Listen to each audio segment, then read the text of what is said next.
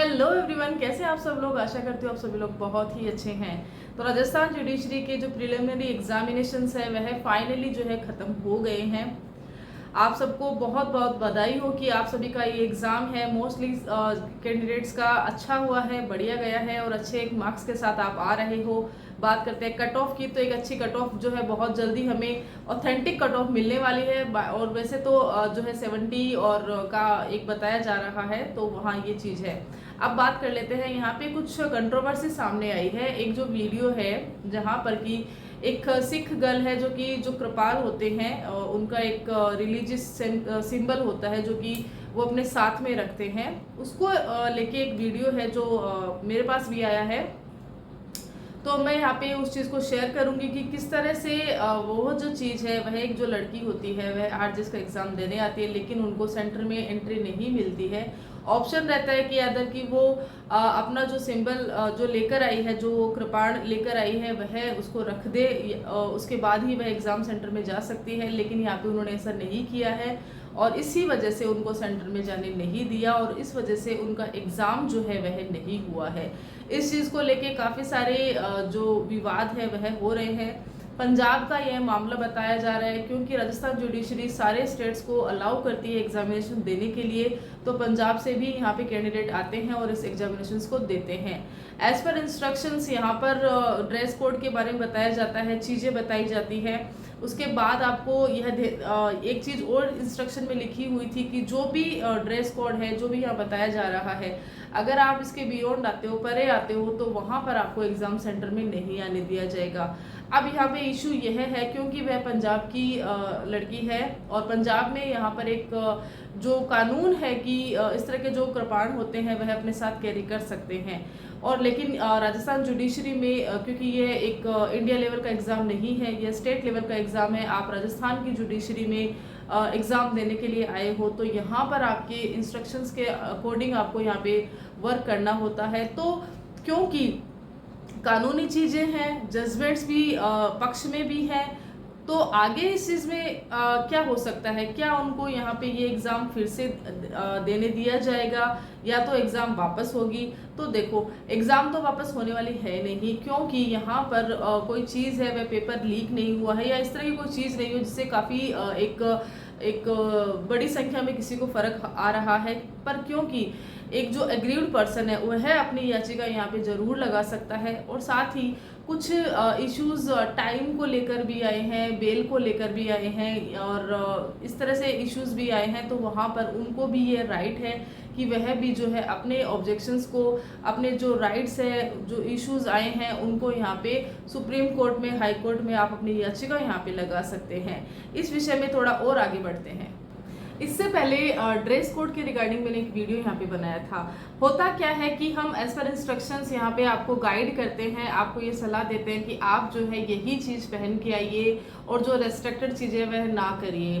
बाकी उसमें एक चीज़ ये भी रहती है कि जो लास्ट जो डिसीजन होता है वहाँ पे सेंटर पे नोडल ऑफिसर का रहता है।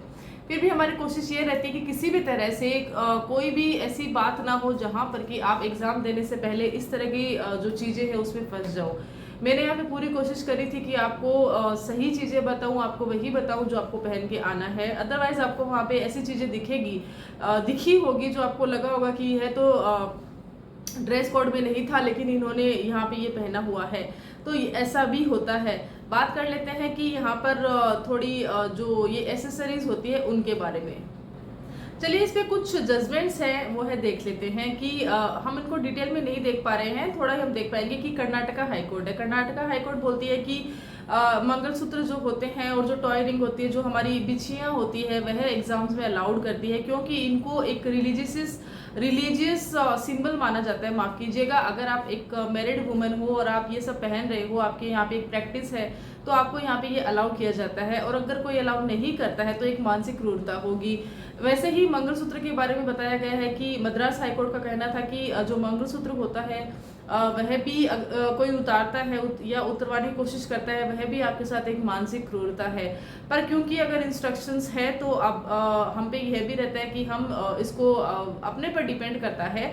बाकी कुछ जगह पर जो है इसको स्ट्रिक्टली फॉलो भी किया जाता है।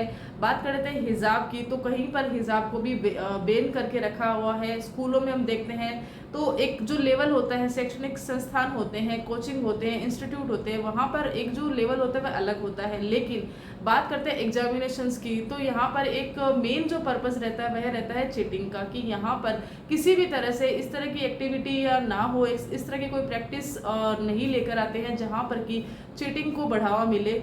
ऑल्दो हम देखते हैं कि हम बोलते हैं कि इससे क्या ही चीटिंग होगी, लेकिन अगर जब चीटिंग होती है तो हम ही हैं जो बाहर आते हैं कि जो है पेपर लीक हुआ है, चीटिंग हुई है, और इस तरह से अलाउ करने से जो है काफ़ी सारे स्टूडेंट्स को भी दिक्कत होती है। तो यह एक मैटर है।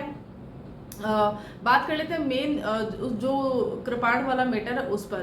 तो बात करते हैं सिख समुदाय के बारे में। तो सिख समुदाय का यह है कि स्कूल में आपको पंजाब में जब ये है इशू आया था, तो वहाँ पे सुप्रीम कोर्ट ने अलाउ किया था कि यहाँ के जो स्टूडेंट्स हैं, जो सिख कम्युनिटी के जो स्टूडेंट्स हैं, वह कृपाण को जो है अपने साथ स्कूल में, शैक्षणिक संस्थानों में यहाँ पे कैरी कर सकते हैं, और क्योंकि यह उनका एक प्रैक्टिस में आता है।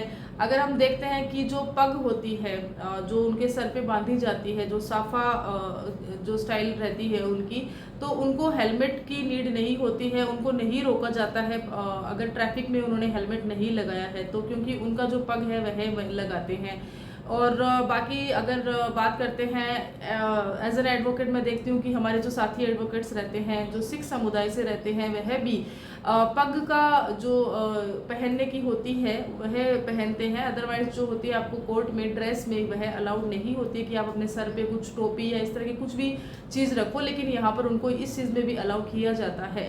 तो ये देखने वाली बात रहेगी कि सुप्रीम कोर्ट जो है इस कम्युनिटी के यहाँ पे जो चीज़ें अलाउ है उसको एग्ज़ाम सेंटर में इंस्ट्रक्शंस में जो चीज़ नहीं है उसके बाद किस तरह से अलाउ करती है, किस तरह से यहाँ पे डायरेक्शन दिए जाते हैं।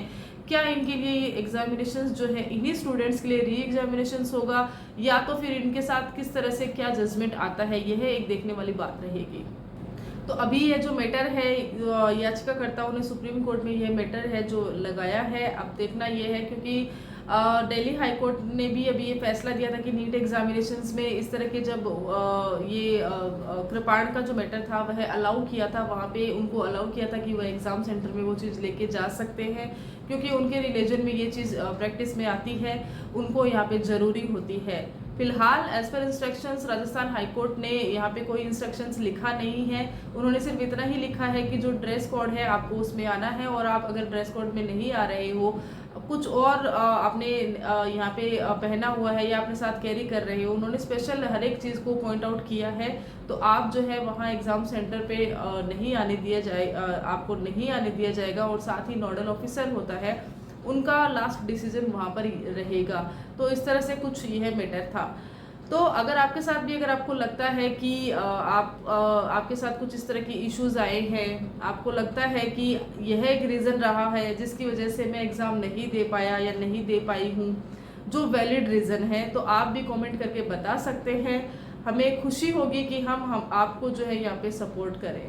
Thank you so much.